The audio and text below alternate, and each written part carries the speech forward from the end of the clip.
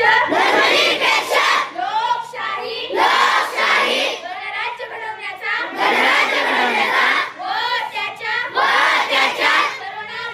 सर्व नागरिकांस सामाजिक आर्थिक व राजनीतिक न्याय विचार अभिव्यक्ती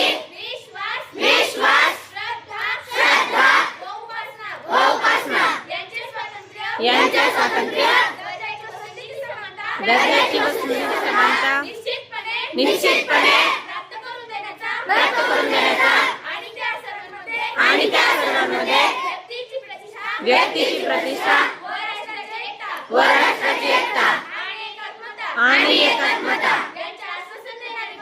यांचे आश्वासन देणारी बंधुता प्रवर्धित करण्याचा संकल्पपूर्वक निर्धार